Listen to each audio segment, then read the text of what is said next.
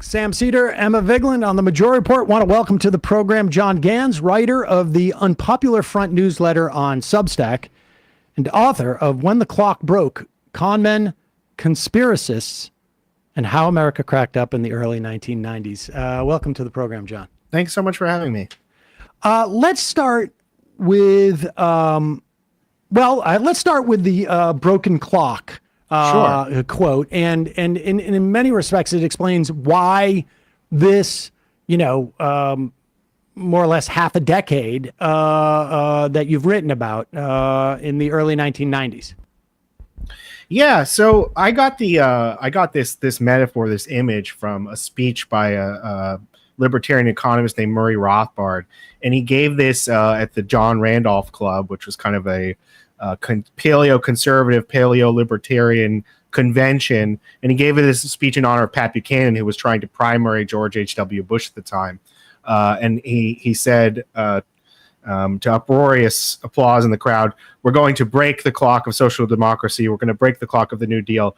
We're going to repeal the 20th century." And I just thought this was a wonderful image for a few reasons. One of which being that, as I was doing research for this book, I just kept getting this uncanny feeling that we were sort of stuck in the era that was being written about. So it kind of felt like When the Clock Broke. And it was also a little bit of a play on Francis Fukuyama's End of History.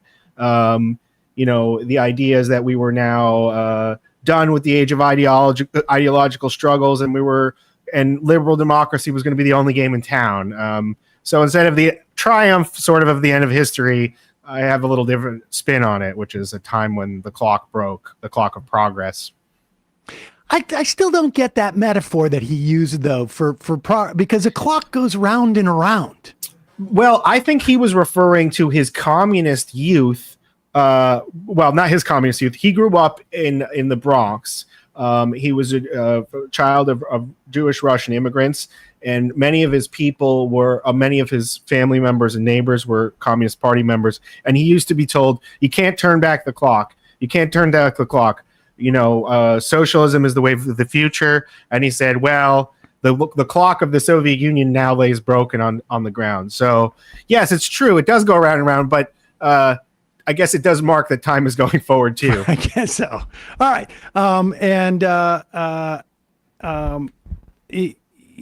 Okay. So the early 90s you see as what happening? What did this sort of, what was unique about this era, or what does it mark in terms of the trajectory of, we call it conservatism, or the right-wing universe, I guess? Well, I think this is when conservatism, in a way, begins to end and something else starts to appear. The conservative movement's energies have sort of run out, and a more radical right emerges on the scene. So I think there's a broader political, economic, and social crisis in the United States that was brought about by a lot of changes in the economy, largely due to Reaganomics and what we now call very often neoliberalism.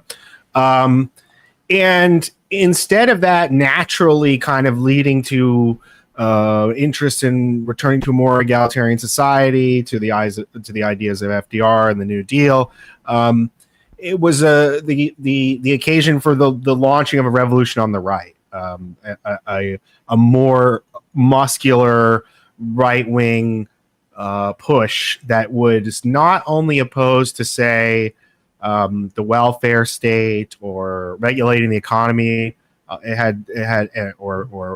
Or was in favor of free trade.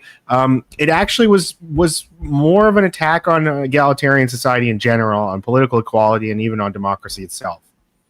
So I think, for a while we called this movement conservatism, where it was like, just sort of not really as much ideologically based as it was sort of in and out group type of based. But I want to return to that Sure. conversation and track it, because you start with David Duke, who folks may not remember, but was at one point like the grand wizard of the KKK. And then all of a sudden he was just a Republican candidate. Yes, he was, I think in the 70s and 80s, he was the face of the Ku Klux Klan in the United States. And then he quite literally got a facelift and started to run for offices as a Republican. He won one of those offices. It was for a state legislator seat in Louisiana in Metairie, which is just outside of New Orleans. It's kind of a white flight suburb, or it was at the time. Then he ran for United States Senator. He lost, but he won almost 60% of the white vote. And then in the next year, he ran for governor of Louisiana, and he won 55% of the white vote. And this is with public's full knowledge, but perhaps disavowal, that he had not only been a member of the Ku Klux Klan, but a self-avowed neo-Nazi. And the political establishment was obviously very spooked by this. The Republican Party, both on the local level and the national level, really struggled to get rid of David Duke. He was not their chosen candidate, but he continually won primaries. The president of the United States came out against him, both in the person of Ronald Reagan and George H.W. Bush. The RNC sent staff down to stop David Duke. They really struggled with it. And many people on the hard right of the Republican Party and the conservative movement were not spooked by the emergence of David Duke as a challenge to the Republican establishment. They viewed it as a very hopeful sign that their sort of politics had arrived. And it was a signal for Pat Buchanan to launch his primary campaign against George H.W. Bush. Just give us a sense of because I'm not sure if people, how much people are aware of this, but George Herbert Walker Bush was brought on to basically be the establishment sort of like anchor for Ronald Reagan. I mean, not terribly dissimilar. If you take out the God Squad stuff about Mike Pence, because people forget that Mike Pence was also like a Koch brothers. He was into Congress. I mean, Mike Pence represented a lot of things, but I think for the Republican establishment, Mike Pence was their entree into that office. Sorry about that. I just hit my butt.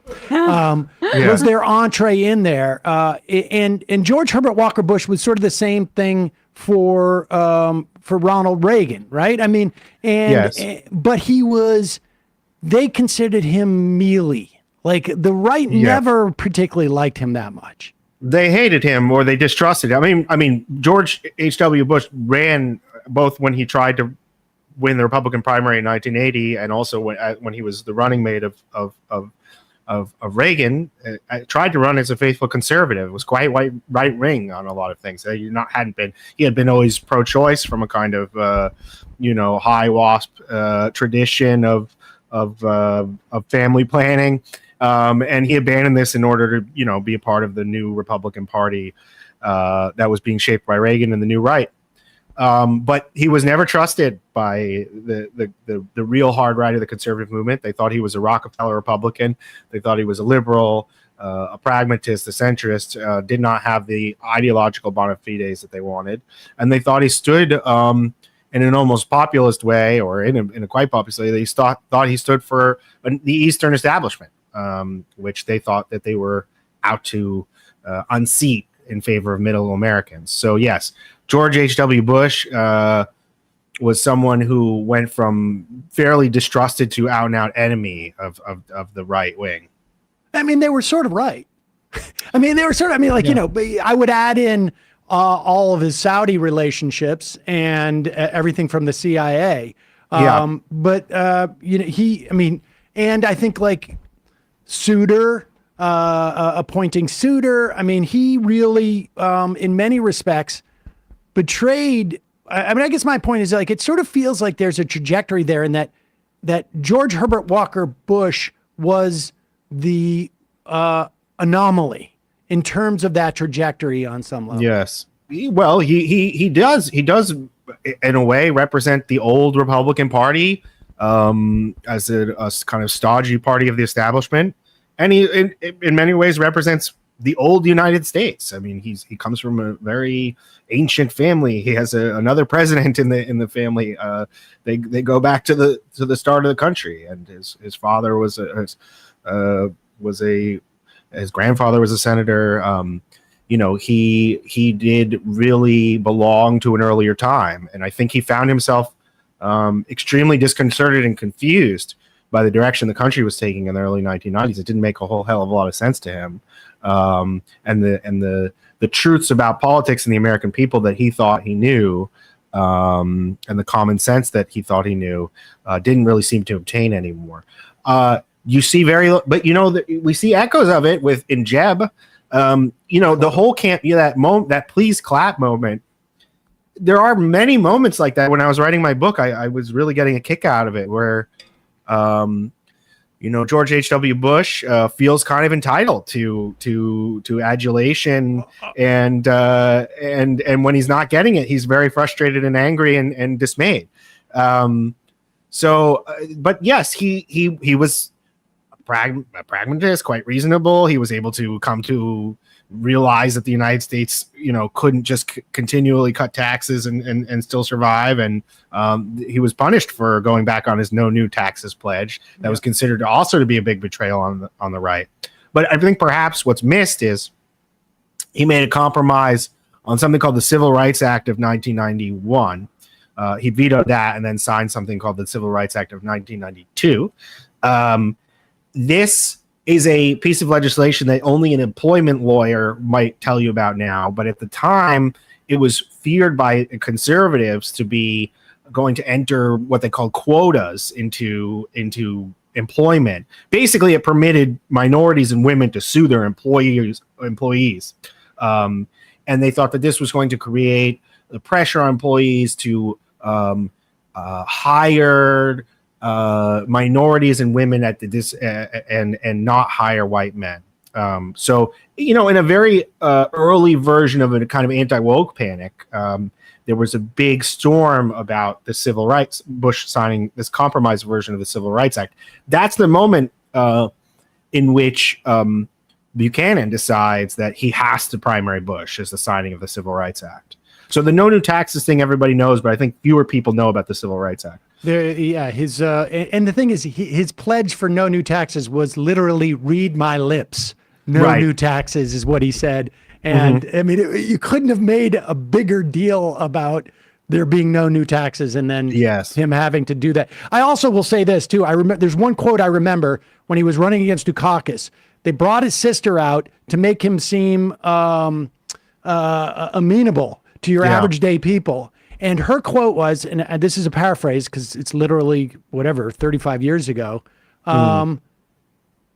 We had very strict parents. We grew up like a lot of kids. If we left our tennis rackets out in the rain, we got punished. And I just remember thinking, like, if Dukakis can lose to a guy like that, that's insane. But and then so let's talk about Buchanan, because I also remember this era. Bush definitely is aware that this is growing on his right flank. And I think Dan Quayle is brought in to be the sort of the ballast in some way to make up for what people feel that Herbert Walker Bush does not have. And he goes out there and attacks a fictional TV character, Murphy Brown, for having a child out of wedlock. And that in some lame attempt to sort of like forestall what Buchanan was doing. Yes, I think this was the beginning of what we now call the culture wars, and the Murphy Brown incident, which is incidentally one of my earliest memories of American politics, because I think I was 7 years old. Oh, geez. I remember. Yeah. So what is important to remember about that is this happens in the wake of the Rodney King riots. Everyone is looking for the cause of the Rodney King riots, right? And what the Republicans want to say is that this is women having children out of wedlock is causing a cultural and social crisis of morality in the United States. Now, that usually has a very clear racial dimension, but in going after Murphy Brown, that can be directed against white liberal elites and doesn't have to be against poor black women. This creates a big nationwide furor, partially because it's so bizarre. And it becomes a huge national debate. Actually, in my opinion, distracting from the quite serious issues of the LA riots, which are, rampant police brutality and a Los Angeles that was basically an almost depression level of poverty at the time. That gets quickly forgotten. The news media fixates on the Murphy Brown story.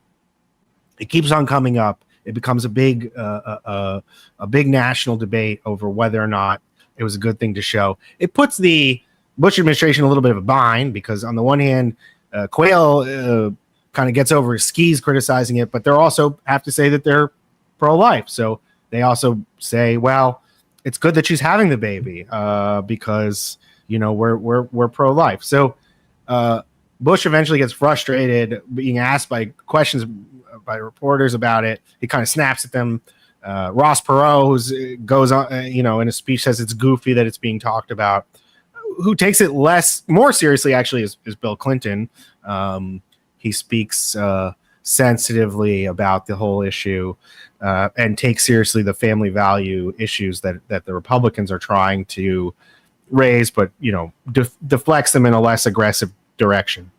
This era is so fascinating because there's all of that type of like, it's the equivalent of gosh, I can't remember now his name, who was George Herbert Walker Bush's campaign, Ailes. Not Ailes, but Lee Atwater. Lee Atwater. Whose whole sort of like famously had said, you used to use the N-word. Now you can just say busing. And then, say busing, then you say taxes. And of course, he came out of Nixon's sort of orbit, where Buchanan also came out of Nixon's orbit. And so there's this sort of like one part of the Republican Party still using coded stuff. Yes. And the other part of the Republican Party is going like, we don't need to do that anymore. Right. And also in the backdrop of this is Limbaugh, who at that point is talking about feminazis. And I remember George Herbert Walker Bush going on Limbaugh's show to like ingratiate himself with Limbaugh. And I think this is also around the time that like Limbaugh was so big by the early 90s that he was doing Monday Night Football. I don't know if this was a little bit afterwards, but I mean, this is what was going on at that time. It was very strange. Well, I mean, George H.W. Bush says, talk shows are becoming increasingly powerful. He sort of resents this. He said, I'm the president of the United States. I'm not going to do these weird Geraldo type shows. Then he sees he looks at the polls, and he invites Rush Limbaugh to the White House, and he carries his bags to the Lincoln bedroom. One of the most shameful displays of a U.S. president ever. So yes, the power of talk radio is becoming very evident. Pat Buchanan realizes this. He's trying to court Rush Limbaugh. Rush Limbaugh's listenership is already very sympathetic to Pat, going over his direction. Rush Limbaugh, in his ideology, insofar as you can say he has one, is much more of a conventional Reagan Republican, really a republicanism of the rich. But his listenership is very interested in what Pat is saying, and Pat also does get his start in the Nixon administration. It's not many people might realize this, but Richard Nixon was not very much liked by the conservative movement. He was viewed at that time as a pragmatist, a bit of a liberal, a centrist, not enough of an ideologue. Buchanan, as a kind of protege of Buckley and coming out of that sphere, was an exception to that rule. He was very close personally with Nixon, and he had a interesting interpretation of what Richard Nixon's presidency meant. To him, Nixon was a kind of representative of what he called the silent majority. That's Buchanan's phrase. He wrote that, of Middle America, whose presence was resented and feared by the Eastern establishment elite, and who, in the form of Watergate, basically launched a coup against Richard Nixon. And the big failure of Richard Nixon, the missed opportunity of his presidency, was not launching some kind of counter coup, using the chaos of Watergate to launch some counter coup. So he has this very, I don't know how you would say it, authoritarian interpretation of Richard Nixon's presidency, which in certain ways he shared with Richard Nixon himself. Then he works for the Reagan administration, a little bit more ideologically sound, but still too pragmatic for Pat. And Pat says, I think to Sid Blumenthal in the late 80s in an interview, the biggest vacuum in American politics is to the right of Ronald Reagan. And his political trajectory from then on, as he's maneuvering to run for president, is to occupy that vacuum to the right of Ronald Reagan. And we know that Pat Buchanan's politics, and particularly his rhetoric, was heavily borrowed from in the Trump 2016 campaign in particular.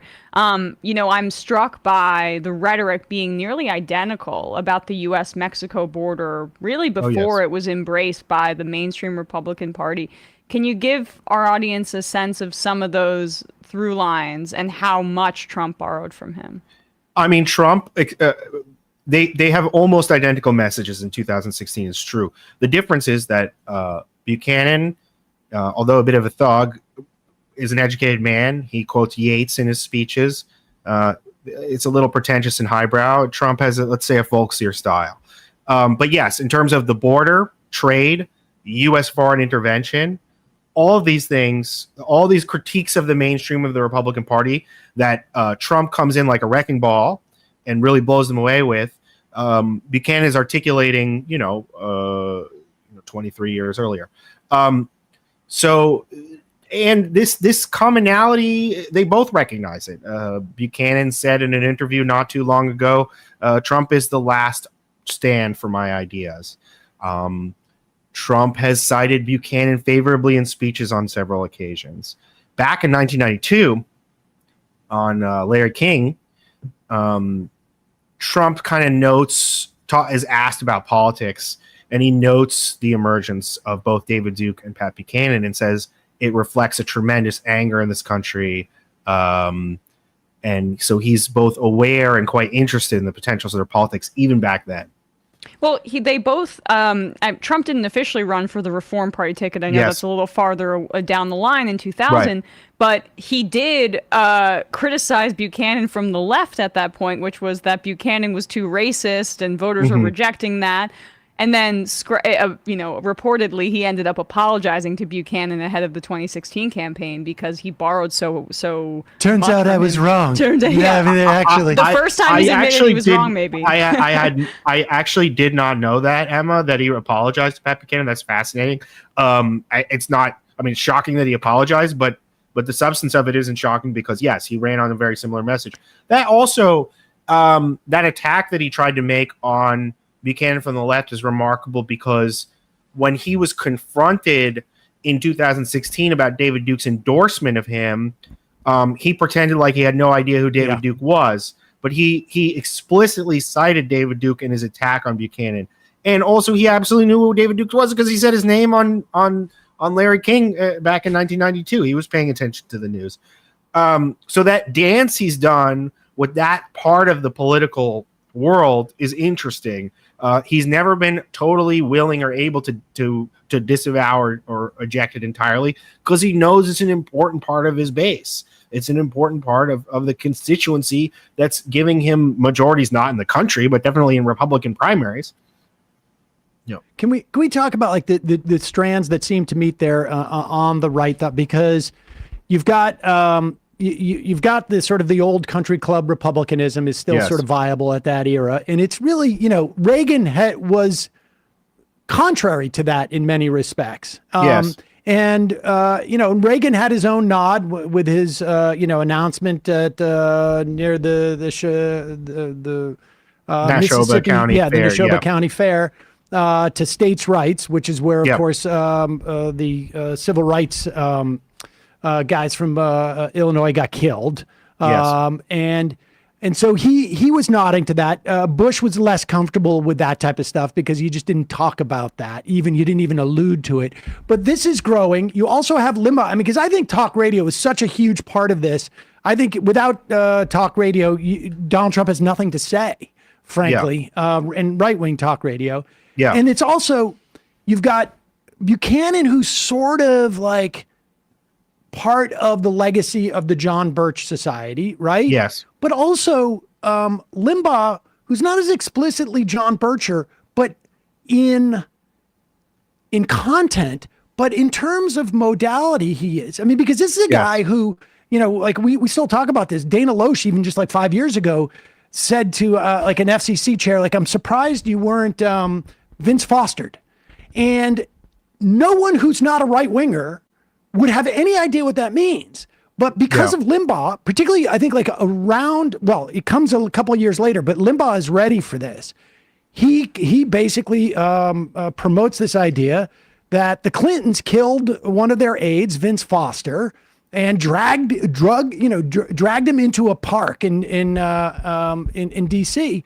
And so Limbaugh's like starting to flirt around that time with that type of like modality, almost like borrowed from Art Bell. And and those things integrate at one point, and it just sort of grows through the Clinton years. Yeah, absolutely. I think that, what Limbaugh, like Trump in many ways, he adopts the language, the music of the extreme right, but knows the tricks of entertainment and show business and makes it appealing. Limbaugh is a figure of mass culture. He is not a crank on the fringes. He has millions of listeners. He doesn't exactly replicate every single trope or idea that he gets from the extreme right, but certainly in terms of the malice, the anger, the willing to engage in conspiratorial speculations like about Vince Foster, he absolutely imports that. What he like Trump does is there's a lot of glee to it. He's an entertainer, and this is also something interesting to think about in terms of Reagan. I mean, Reagan is very different in some ways from the main or the core of the conservative movement, because the conservative movement very pessimistic and dour. Right. Reagan has a very sunny affect. Reagan is almost a synthesis of FDR and conservatism. So. He's the happy warrior type of thing. Exactly. Now, Limbaugh and Trump are not quite the same, but they do bring a level of enjoyment to this sorts of stuff, which is more accessible to a mass audience than, say, someone who was, really liked, someone of the real fringes, the radio programs or literature of the propaganda. So it's almost a adaptation of those themes for a broader audience. And Limbaugh and Trump are parallels in that way. And the kind of happy vulgarity, the enjoyment of, making nasty jokes about women and minorities that you got from talk radio. Trump definitely, his brain is almost, is made up of talk shows. I mean, that's the way he expresses himself. It's partly Howard Stern. It's partly Rush Limbaugh. It's partly TV. Basically, a good way to think about Trump is just someone who has done nothing but tune into those things and really not done much thought or else. So he kind of just, is a broadcasts it back and does it well. I would say Mark Levin is probably, I get the sense, is one of his biggest, because Hannity is good friends with Levin. I mean, that whole world. But let's talk about the 92 election, because I think people don't, it was a fascinating dynamic, because Bill Clinton won without the majority of the votes, and not like an electoral thing. Like I'm saying, like he won with 45% of the vote, 43%, and they were talking about impeaching him, on November whatever it was 9th. Limbaugh in particular actually was talking about this. What did Republicanism learn from Perot in that instance? Because Ross Perot was this, I guess, I don't know if he was a billionaire, but he was just a super wealthy guy. I was unclear exactly like how he ever made his money. It was never really, he was just a really wealthy guy who was talking about, the biggest thing I remember was he was talking about NAFTA and the giant sucking sound. But what did they learn? What happened in that era? Well, more than any specific policy, Perot represents an attack on the political establishment. a kind of vague populist notion that Washington was overrun by special interests, that a strong, hyper-competent leader needed to come in, a kind of technocrat, because he had a background in the technology industry and was a business tycoon, to come in and fix this. And he exposed enormous amount of anger, both with the Republicans and the Democrats, especially among white Americans, particularly conservative-leaning ones. And the Republicans made real efforts to win back the kinds of people who may have defected to the Perot movement. Newt Gingrich's message that he shaped for 1994, I don't talk very much about in my book because a lot of other wonderful books have been written about Gingrich, a lot of articles about, and I wanted to focus on other people. But he definitely, in his anti-establishmentarianism, was very influenced by Perot's success, and they wanted to make sure that constituency didn't slip by them again. So the Republicans, I think better than the Democrats, were able to look at the populist wave discontent of 1992 and to reincorporate it into their message, which is strange because, well, there's many reasons for this, but the party that had always presented itself against established wealth and power in the United States had always been the Democrats. The Republicans have managed a trick for the past 40 years where they can both be on the side of great wealth and portray themselves as anti-elitists and populists. Well, it's voodoo economics on some level, right? It's another way of thinking of it. Yeah, it's a incredible political trick that they've done, where they've convinced people that you can be a billionaire is more salt of the earth than a college professor. But isn't part of that because at that point the Democrats had ceded that territory in some way, and so they had created a vacuum, in that era, because you had Jimmy Carter. Well, I mean, really, you start with the McGovern Commission in '72. Like, the reason why we have primaries now, was in many respects to undercut the power of unions for better or for worse. I mean, there were problems with the leadership of unions at that time. Starting in like '71.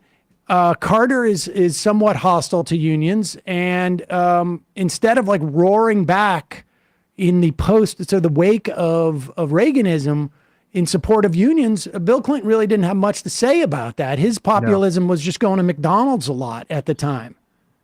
Bill Clinton had a very folksy affect, Southern gregarious politician. His actual instincts were quite elitist. He, was a Rhodes Scholar.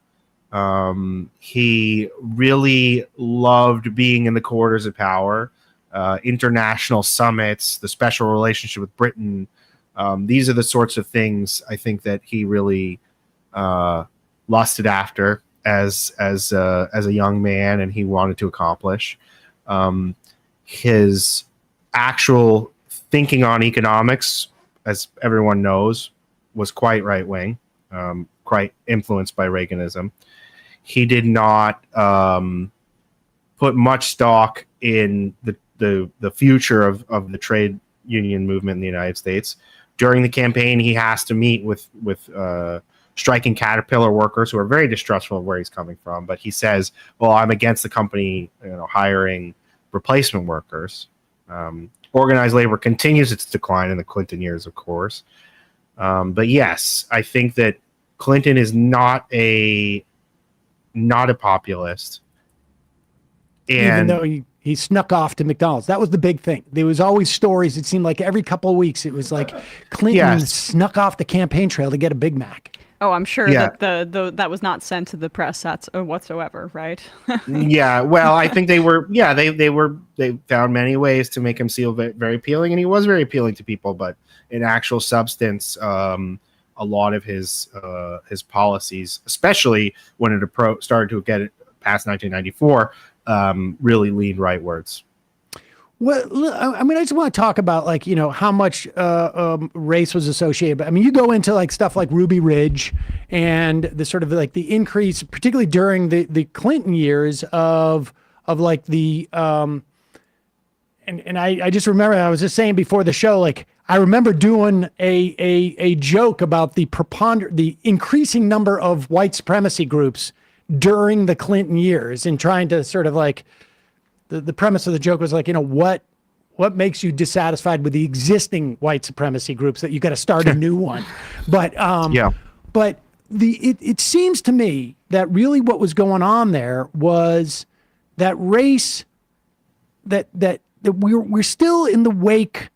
There's a trajectory of how much race is playing a part in Republican politics from basically the Civil Rights Act and Medicare. And then sometimes it ebbs and it flows, but that this was an opportunity for it to sort of like take its head out from the subterranean sort of levels and just pop its head up a little bit. Because so much of this is like a proxy for those issues of race. And you had Clinton at that time sort of like almost recognize it by having to sort of disavow, Jesse Jackson and do his Sister Soldier moment. Like he, is aware of this, while at the same time, going on Arsenio Hall and playing the saxophone and being the first black president. I think they were trying to float, but he was also saying like, but I'm not that kind of black president, like an actual black president. I mean, that's almost sort of what was going on there. He was very talented at being able to triangulate, as we now say. I mean, he oversaw the execution of Ricky Ray Rector, a mentally disabled black person, which from the campaign trail. From the campaign, he went back to oversee it. An execution that was strongly opposed by Jesse Jackson. This was a repudiation of Jackson, a deliberate one. He posed at Stone Mountain with Sam Nunn. And also with a bunch of black prisoners on a chain gang. He made it very clear that he was a good old boy in a lot of ways. But yes, he was able to go on Arsenio. He cultivated relationships with prominent black politicians, usually moderate ones, but some left-leaning ones. And yeah, he pulled this coalition together, which all politicians have to do. He can't be especially faulted for that. Certain maneuvers are legitimate, but he definitely, I would say, the execution of Ricky Ray Rector, the Stone Mountain stunt, I think executing somebody is quite a bit more than a dog whistle. Yeah. So. Yeah, I agree. And then he, has the temerity to tell people, well, if they try to pull another Willie Horton, I'm going to tell George H.W. where to shove it. And so I think the message he was hawking there was a little opportunistic. And yeah, in terms of racial politics, both things that George H.W. Bush was doing and saying, and things that Clinton were doing and saying, none of these were satisfying the extreme right. The extreme right grows.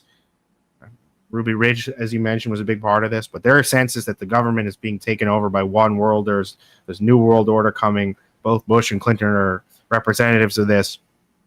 And yeah, in the wake of Ruby Ridge, in the wake of Waco, the militia movement grows in the United States. Anti-government conspiratorialism grows in the United States. Timothy McVeigh, witnesses Waco, and this radicalizes him. He was already going down that path. But in some ways, those movements which kind of left electoral politics and sought more radical outlets have returned to electoral politics in the wake of Trump.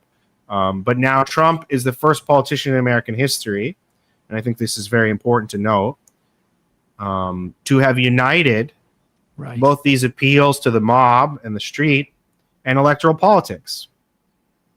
And there's a word for that. So I think that's notable, is that... Don't leave us hanging. The word is fascism. Yeah. Which is a synthesis of electoralism and an activist politics that uses street violence. Trump is the first presidential candidate in a very long time to get the hearing and the enthusiasm of types of people who would not vote and thought the Republican Party was just as bad as the Democrat Party, as they would call it, and were both controlled by the Jews or whoever else. And Trump is the first person that really excites that constituency. Now, he may be struggling with it more than he was a few years ago. But, when he appears on the scene, they say, this guy's speaking our language. This is the kind of thing that we've been waiting to hear. And they're very encouraged by it. And then you have, what was once called the alt-right, but that name is now quaint because there is no alternative. They are just the right. Same with paleo conservatives too, right? Like that paleo conservative just came up as a way of distinguishing themselves from the neoconservatives. Yeah, I was at the RNC in 2004 on Radio Row and had some guy come up to me and go like, "I'm not with these other Republicans, Right. I'm a Pat Buchanan guy. The rest of these are Jews." And I was like, "Oh, I got some bad news to you."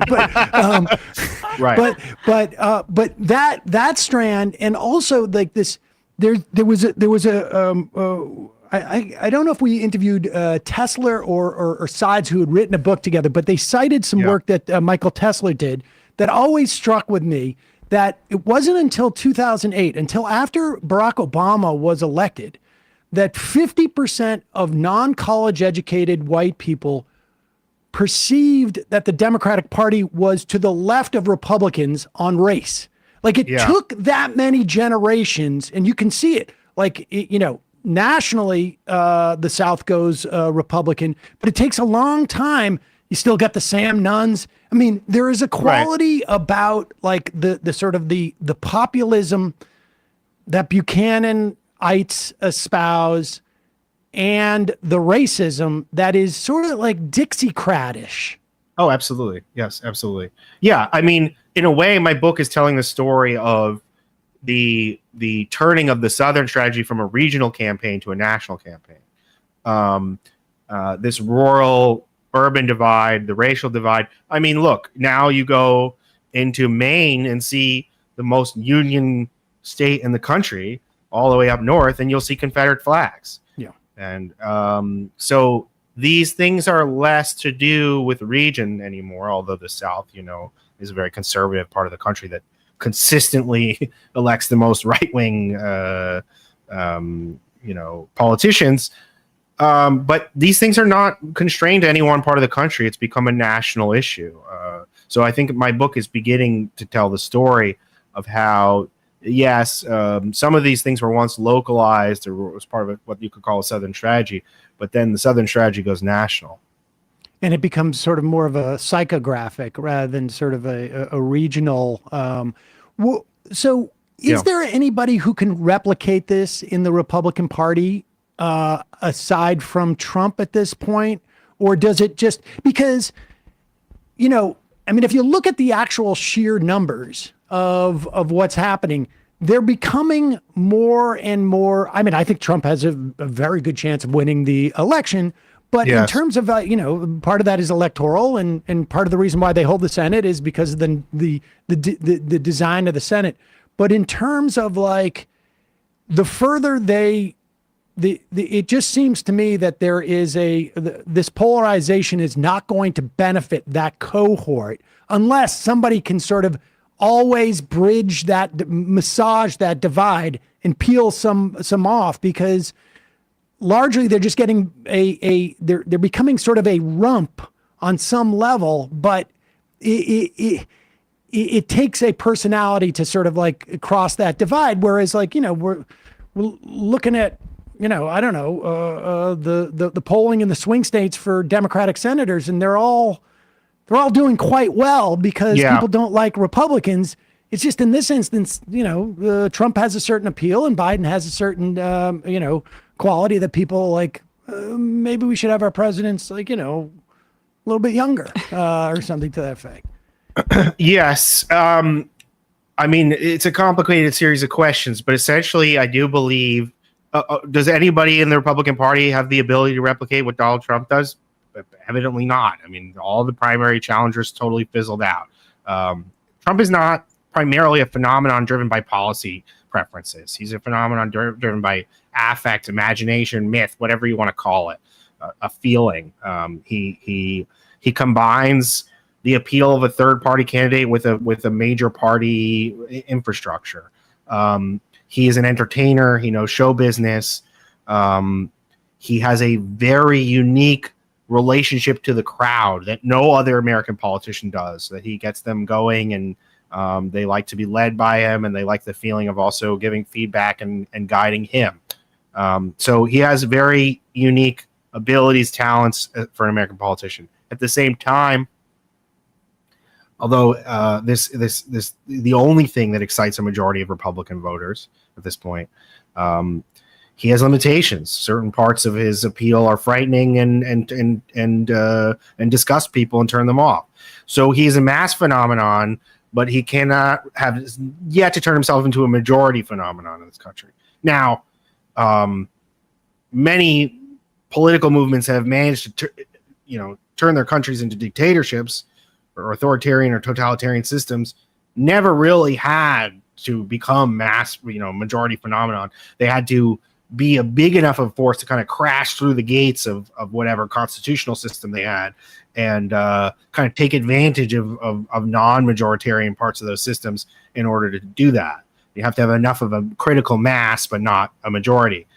Now, I think what's concerning is that Trump may be doing the seemingly impossible, which is to combine this spiking of the white vote with a lot of racist messaging with an appeal that is actually expanding beyond white voters.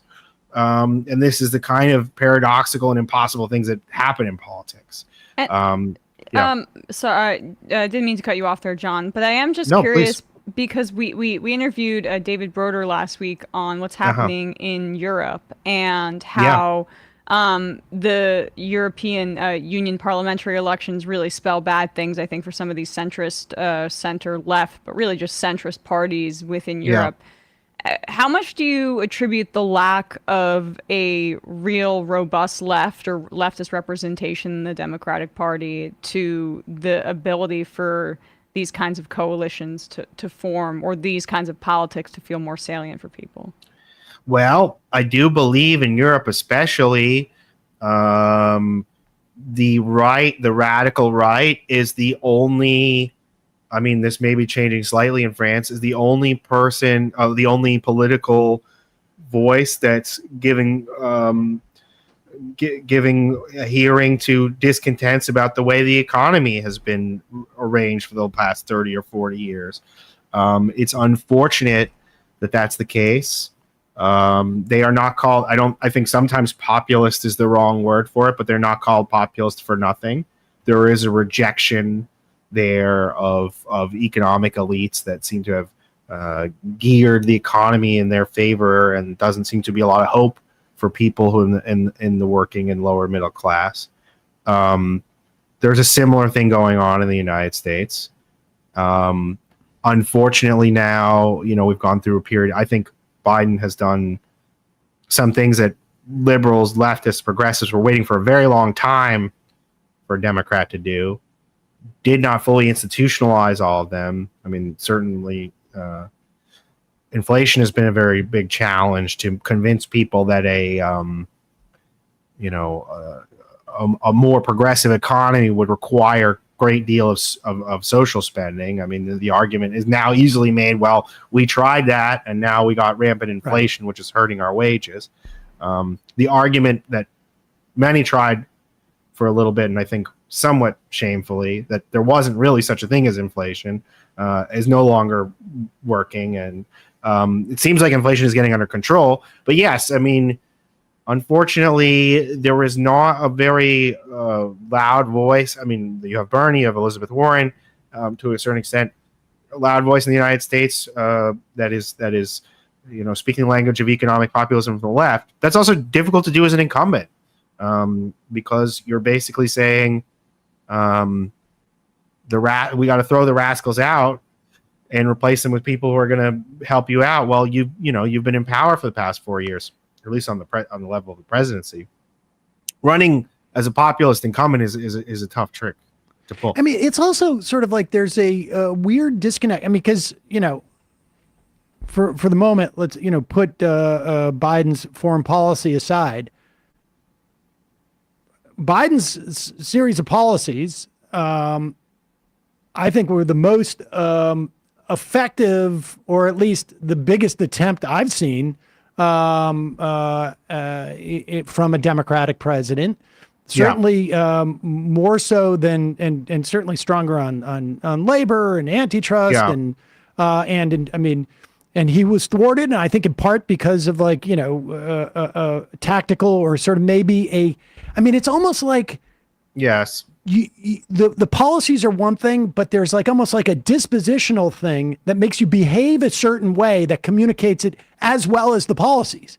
If he didn't feel like he had to invite Republicans in after the American Rescue Plan and had just gone in that, after March, when the Republicans are talking about Dr. Seuss in 2021, and he's just passed a $2 trillion bill, if he had come in that summer and said, here's my Build Back Better, instead of well, let's let the Republicans come in. Okay, that didn't work. Let's let Sinema and Portman come in. Meanwhile, that's when Manchin's on the phone with his donors going what am I supposed to do? Right. And it gives them time to array. If he hadn't done that, which was a dispositional thing, it wasn't just tactical. It was a sense that was broader. He undercut the momentum, it seems. Well, I think this is a factor of Biden's age, not in the sense that he's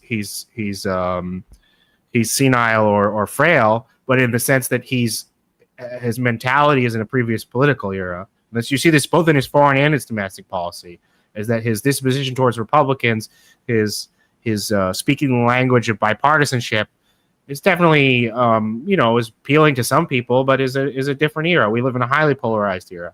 I think that the Democrats that were likely to betray, maybe too strong a word, not be for their own political reasons, not be with the president's agenda. I think that's a factor of just the fact that the election was a closely run thing, and they were seeing that Republicans were still out there and mobilized, and they could suffer if they went too far to the left. But yeah, I think in his foreign policy as well, he looks at the Middle East and he sees Rabin, and not Ben Gvir and Bezalel Smotrich, and I think that is unfortunate that that's his virtue in a certain way, and what we were hoping for was that he represented an earlier consensus of doing politics that was, more reasonable and gentler.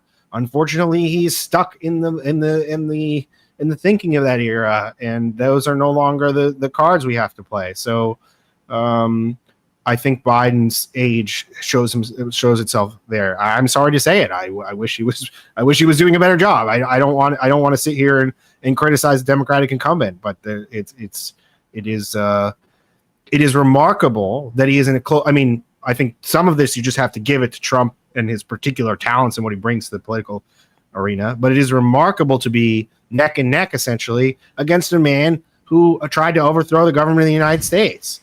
And convicted felon too, by the way. And a convicted John, felon. I'm not sure if you forgot about that part. There's that too. But I just think that may show both. I think it shows two things. I think it shows the extreme headwinds, the unique confluence of forces in American politics, but it also, frankly, just shows that, I think a younger, more dynamic politician might be able to deal with these issues more smoothly, and we'd be having a different conversation right now. But and I don't think that Biden is fated to lose. I'm not a doomer in that sense. I think that Trump has significant problems to overcome, and Biden can win the election still. He is not buried. He's struggling. It's a fight. It's a competitive election. But I think that unfortunately, both domestically and internationally, he's a man of another era. All right. We've held you for so long. I really appreciate your indulging. But let me just, one last question. Of course. Where in the event that Biden, and I have to say, if I had to bet, and I'd rather not, and despite the motivated reasoning, I would bet that Biden's going to win. And a lot of it is just sheer demography. And there's a polling out today that showed he's up still by 23 points with essentially young people, and they're just sheer numbers. There's more young people now in this electorate than there were in 2020. Because of the size of the generations and COVID, frankly, but that's just the reality. So if he wins by even close to the same margins of young people, that we're talking maybe millions more votes, frankly. But putting that aside, assume that happens. Like, where does the Democratic Party go and where does the Republican Party go in broad strokes? I mean, this is a little bit outside your portfolio maybe, but I'm curious, do these trajectories maintain? I don't know. I always really try to avoid making predictions, and this is why I'm a historian, because it's easy to talk about the past, and it's very hard to talk about the future, and there's no quicker way to sound like an idiot than to make a prediction. I do think that this Republican Civil War that's being predicted for many years in the wake of a Trump defeat that didn't really happen in 2020 because his defeat was so close and he was still so strong and he really kept the hearts and minds of Republican voters, that may occur, and the Republican Party may go through some kind of purge and say MAGA is not the way forward. And obviously there's no other, as I were saying earlier, there's no other figure who can kind of replicate it, or I can't, it's very difficult to envision someone doing with the same set of skills. I don't know. I think the Republican Party will probably undergo very tumultuous time, reinventing himself, and it will emerge as some synthesis of what it became under Donald Trump, and maybe, a nod back to being a more conventional political party. Whether or not that's a successful national proposition, I don't know. They could very well lose on that, and they could win on that. The Democrats, it's hard to say. The leaders of the Democratic Party are quite old, and even the ones that are not seem quite conventional in a lot of ways. I mean, Hakeem Jeffries is a very middle of the road politician. I don't think that he has a bold vision for the future of the Democratic Party. I think he's interested in keeping donors happy. I think he's interested in keeping the coalition together so far as it exists. I don't think he is a visionary, and I think perhaps calling him a hack would be too far, but I mean, there's an argument to be made. And I think that, I don't know who represents the future of the Democratic Party. The politician who still has my heart, if not always, my mind, is Bernie Sanders. I think now he has more of my mind because he seems to be such a, constructive member of the coalition so far as it exists on the Hill. But his successors are under constant political attack, as you guys were talking about before I went on the air. So I think it's difficult to say where the Democratic Party goes. I think the struggle over whether or not it needs to tack to the left or the right is going to be ongoing. The future of how we think about foreign policy is going to be decided by this election, or at least many arguments will arise about how the election goes. So I don't know, but I do know that the struggles over these things will continue and intensify. Whoever loses the election will, have some kind of civil wars and purges.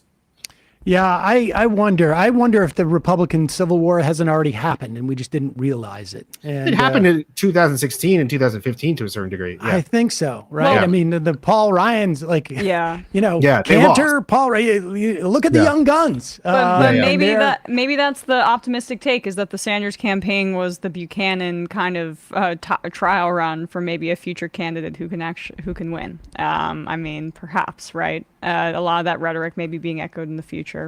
We're really optimistic around here today. Oh, I'm trying. John, thank you so much. Really fascinating stuff. The book is When the Clock Broke, Conmen, Conspiracists, and How America Cracked Up in the Early 1990s. We'll put a link to that and your Substack, Unpopular Front at majority.fm, and in the podcast and YouTube description. Really appreciate your time today. Yeah, thanks so much for having me. This was great. Thanks so much. Bye-bye. Hey, folks, don't forget to hit the subscribe button and check out our daily show. We do it every day at 12 p.m. Eastern for about 2.5 hours. We even take phone calls. You should check that out.